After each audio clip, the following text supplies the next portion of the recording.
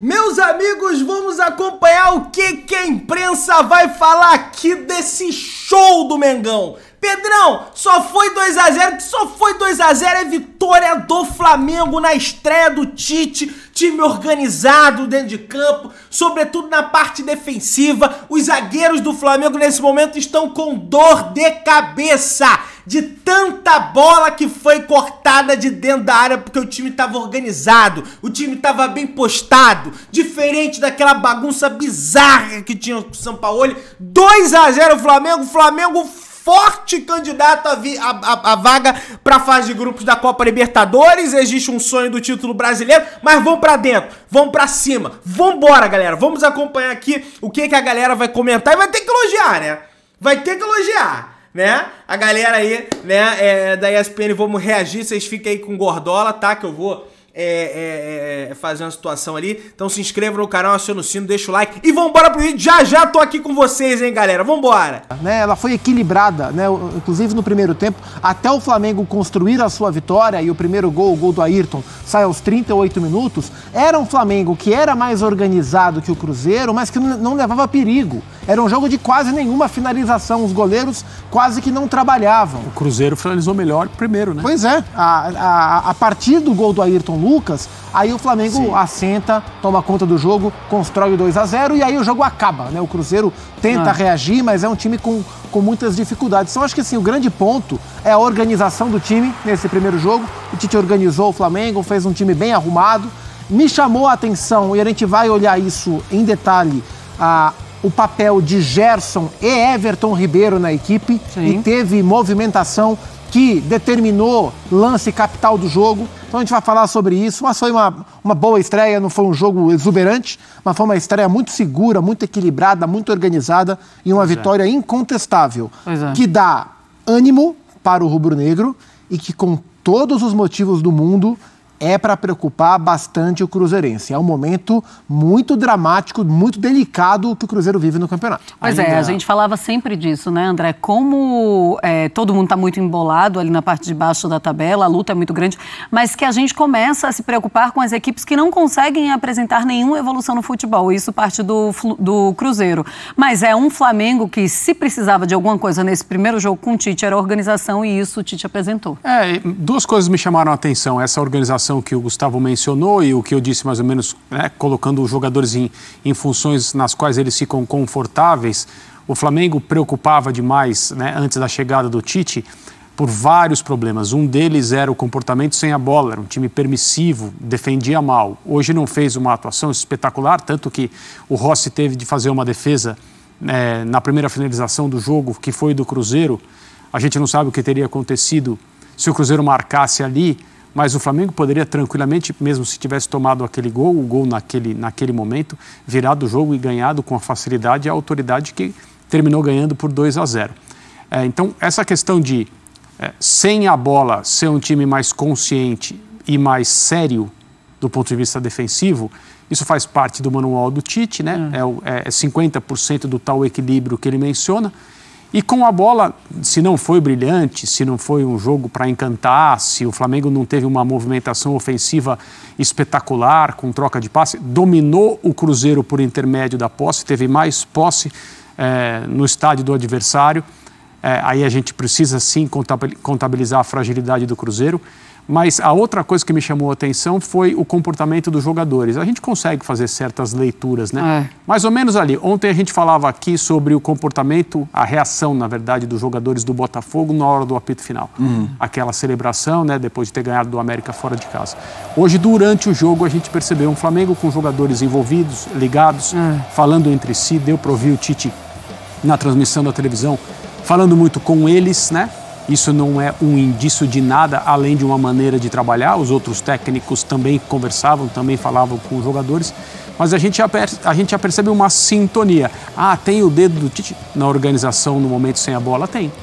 E eu acho que no comportamento dos jogadores, um bom sinal inicial desse trabalho que hoje deu seu pontapé. Até nessa questão do sem bola, é um time que sem bola voltava no 4-4-2. ou inicialmente com o Gerson aberto pela esquerda voltando e o Bruno Henrique fazendo a frente junto com o Pedro.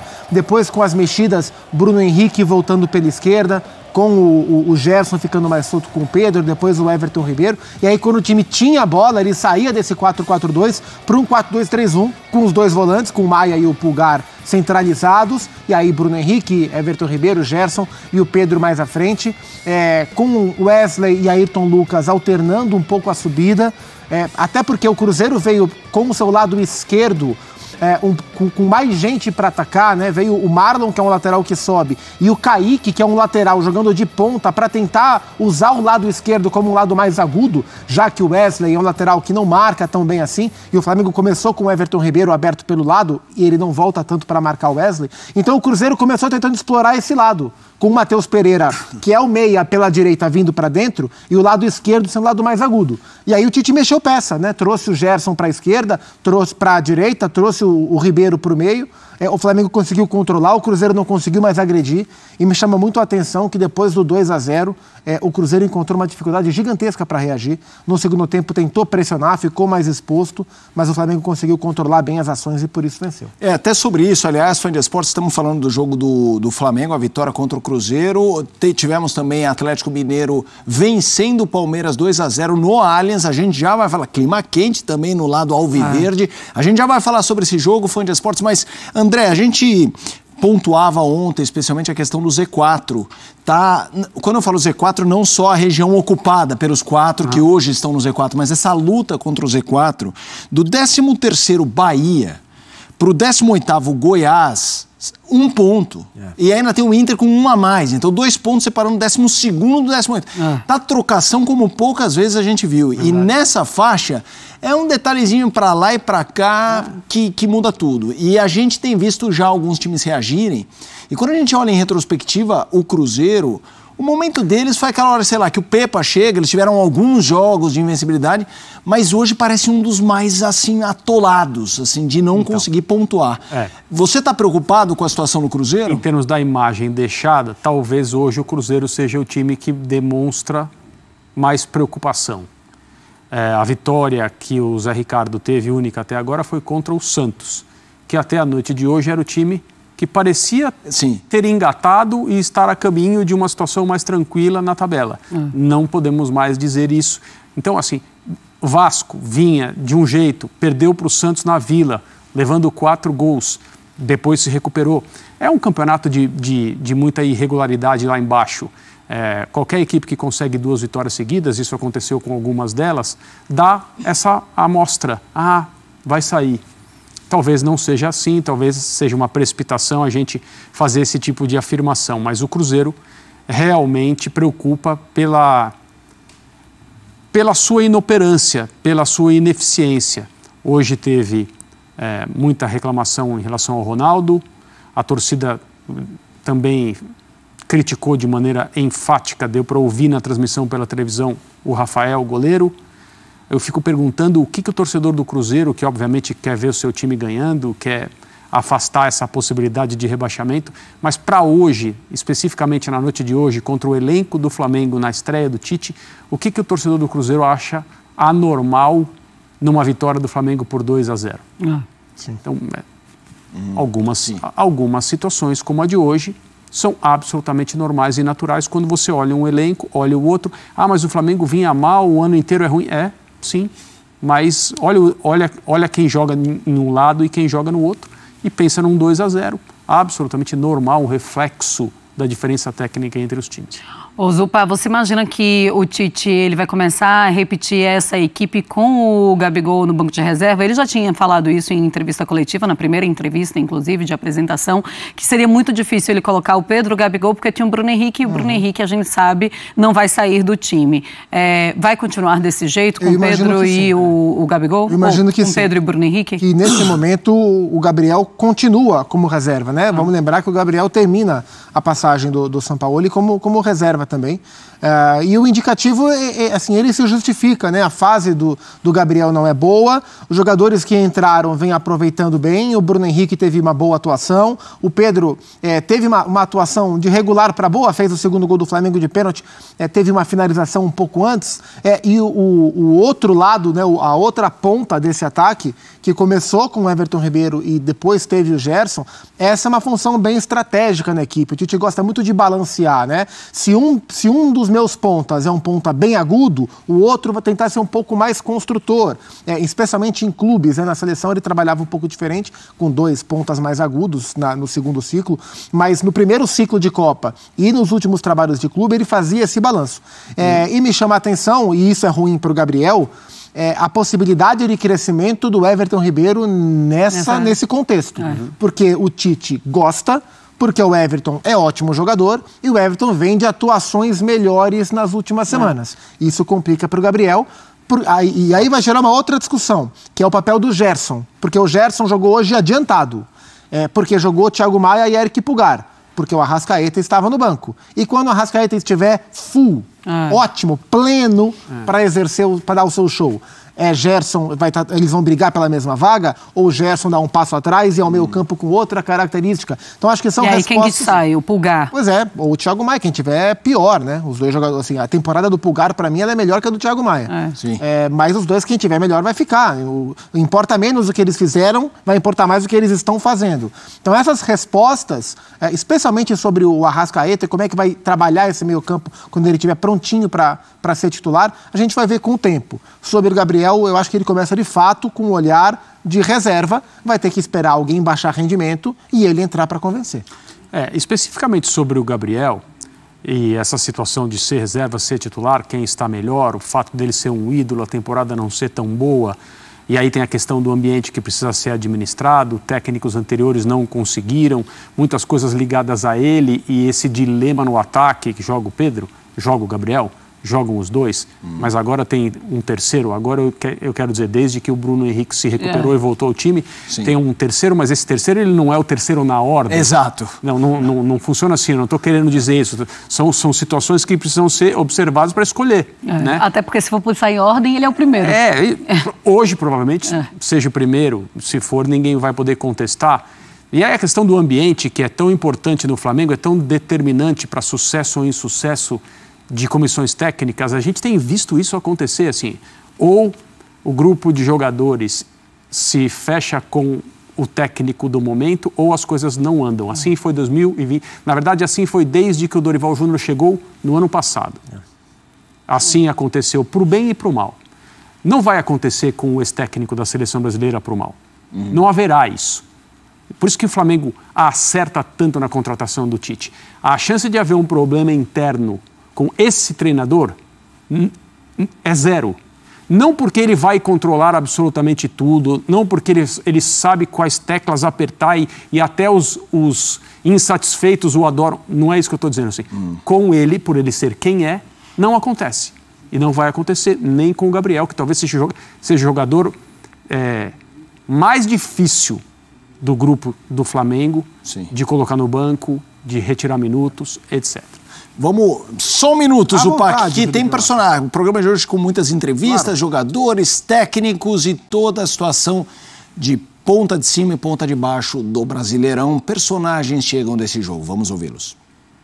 O futebol ele é resultado. Se a gente... Números então de Cruzeiro e Flamengo pelo Campeonato Brasileiro, vitória importante do Flamengo na estreia do Tite. Posse de bola 43% a 56% do Fla, passes certos 302 a 438, 11 chutes para o Cruzeiro, 9 para o Flamengo, 5 chutes certos, tá? Para o Cruzeiro, 2 para o Flamengo. Grandes chances, o Cruzeiro não teve nenhuma, o Flamengo 3 grandes chances, escanteios 8 para o Cruzeiro. Eu espero estar falando certo. Contra 3. Contra 3 para o Flamengo. Binóculos, 0 gente, para... mas assim, tá bem pequeno. 1 para Marcelo. Eu acho que minha lente de contato vai precisar ser trocada aqui. Mas não tenha nenhuma dúvida. Eu ia recomendar uma, imaginando que estava assim. Um oftalmo também, né? O Cruzeiro teve essa grande chance. A recomendação é usar a lente. Não, eu tô com lente, mas não tá funcionando. Mas tem uma coisa, tem um ponto que eu queria falar também sobre os detalhes e como o jogo se desenha. Poderia ter sido um jogo completamente diferente se por acaso o Cruzeiro começa essa partida e consegue fazer aquele gol, por exemplo, Zupac? Não acho. A tendência era que o Flamengo continuasse em cima. Se o Cruzeiro fizesse 1-0, o Flamengo ficaria mais em cima, o Cruzeiro iria ainda um passo mais para trás. Porque até o Flamengo fazer o gol, era um jogo onde as equipes tentavam dividir a dominância. O Cruzeiro estava tentando jogar e o Flamengo estava tentando jogar. O Cruzeiro tentando construir pela direita, terminar pela esquerda, o Flamengo tentando de uma maneira um pouco mais equilibrada, não estava conseguindo, o jogo não era bom até os 30 e tantos, 38 do primeiro tempo. Então, acho que assim, se o Cruzeiro tivesse feito o primeiro gol naquele cruzamento que a gente viu, que o Ian de cabeça pegou, a bola ainda pegou no zagueiro do Flamengo e o Rossi fez uma grande defesa, o que ia acontecer era que o Cruzeiro provavelmente ia dar um passo atrás, o Flamengo provavelmente ia colocar todo mundo dentro do campo do Cruzeiro e ia configurar um cenário de pressão. Acho que pelo que as equipes mostraram, a gente ia ver pouca diferença em resultado final. Eu também acho. E o que acabou acontecendo no final do primeiro tempo foi um momento de descontrole do Cruzeiro mesmo, né?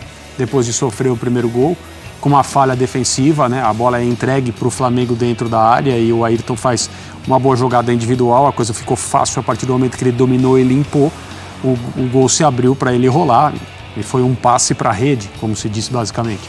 E aí, poucos minutos depois, o pênalti, bem marcado, o Pedro confirmou o 2-0 e a partir daí o Flamengo navegou no Mineirão. Não houve, talvez um ou outro trecho no segundo tempo, o Matheus Vital entrou, o Cruzeiro pressionou um pouco mais, mas a minha impressão, embora o futebol seja totalmente incontrolável, que mesmo que o Cruzeiro tivesse conseguido o gol no começo, sim, evidente, aumentariam as chances de uma não derrota. Mas o normal seria, pelo que a gente viu no jogo, né, o Flamengo conseguir virar. Óbvio que a gente costuma discutir o ataque porque chama mais atenção, são as estrelas mor do futebol, mas me chamou a atenção a escolha do Tite na defesa por Davi Luiz e Fabrício Bruno, né? A gente viu o Davi Luiz tendo muitos momentos de oscilação e preferência ou não nas mudanças de técnico, né? Ele era mais, não protagonista, mas mais utilizado com um, menos com outro. Como é que você achou essa escolha de Wesley, Davi Luiz, Fabrício Bruno e Ayrton Lucas como zagueiro, como defesa? Na impossibilidade de usar o Léo Pereira, como era o caso de hoje, ele tinha o Pablo, que é um zagueiro que fisicamente se mostra melhor que o Davi Luiz, mas tecnicamente não conseguiu se encontrar no Flamengo, e o Pablo não é mau zagueiro, ele é bom zagueiro, sim, mas não vive até aqui uma jornada de êxito no Flamengo. O Rodrigo Caio, que infelizmente não está conseguindo jogar no nível que a gente está acostumado a ver, e o Davi Luiz, que também vive de altos e baixos, uma gangorra muito grande, e a escolha foi pelo Davi. Ele fazia um jogo correto, porque o Cruzeiro de fato ameaçava pouco, e a lesão dele assim foi muito preocupante, né? Um lance isolado, né? A virada sozinho, e a dor que ele mostra, a maneira que ele cai, que ele se contorce, o choro, assim, de maneira copiosa do Davi Luiz. Ele saiu de fato isolado, direto de maca, imediatamente já pediram a troca. Então, assim, receio que seja uma lesão grave, a gente está vendo agora, ele vira o pé direito, está muito ligado em ligamento de tornozelo, né? Essa é a preocupação. Do jeito que ele saiu, é para gerar preocupação mesmo. E aí entrou o Pablo no seu lugar. Sim. Foi uma atuação segura do Davi enquanto esteve em campo, mas, sinceramente, mesmo que ele tivesse condições de jogar as próximas partidas, e acho que não terá, mas não acho que nesse momento exista uma dúvida, não. Acho que o encaminhamento natural é que o Léo Pereira continue ao lado do Fabrício Bruno. Aí, ó. E aí tem a informação do Flamengo, acabou de postar nas redes sociais que o Davi Luiz sofreu um entorse no tornozelo direito, vai realizar exames amanhã. A gente viu, né, pelas imagens. Uma lesão bizarra, né? Ele sofreu... pois é, ele tá meio que saindo de costas. Geralmente essas também, lesões, lesão de joelho, tipo a que o Neymar teve, e lesões de tornozelo, elas acontecem em lances inesperados. Inesperados, né? É virando o pé sozinho, é torcendo o tornozelo, o joelho quando tem a bola. Não é o tipo de lesão que acontece geralmente em disputa, né? Foi muito infeliz o Davi Luiz, bem na hora e as pessoas que já tiveram lesão de ligamento, todas elas falam que dá para sentir, que é tipo um barulho que dá para escutar. E pelo jeito que ele sai ali, como ele sai chorando demais na maca, ele deve ter sentido, ele deve saber exatamente, ele deve entender o corpo. E aí eu fico me questionando também, André, se não era aquele momento em que ele pensa, agora que as coisas iam começar a andar com o Tite aqui, com a equipe se unindo, com a gente começando a imaginar que as vitórias iriam voltar, iam continuar, ou voltar para esse Flamengo, e ele como titular, né? Eu acho que ele estava pensando, agora vai, eu vou estar aqui. Não dá para saber, evidentemente, o que passou pela cabeça dele, mas pode muito bem ter sido tudo isso. Um acréscimo de tristeza. Primeiro, a lesão, eu também concordo com você, né? O jogador, a pessoa que sofre, ela por mais que ela exagere, às vezes, ela é ela que está sentindo, né? O susto ali não é de ver alguma coisa, é de passar por essa experiência. Às vezes a gente se engana, né? Recentemente, o Arboleda deu uma impressão de que, se machucando pela seleção do seu país, estaria fora do próximo jogo do São Paulo e ele jogou. Aí no seguinte ele até se machucou. Que foi o Richarlison também, um pouco antes da Copa do Mundo, ele também saiu alarmado. Você fala, gente, o cara sabe, né? Mas no caso do Davi Luiz, o choro, um jogador tão experiente quanto ele, o que impacta é o jogador sair chorando, né? Assim, sem dúvida.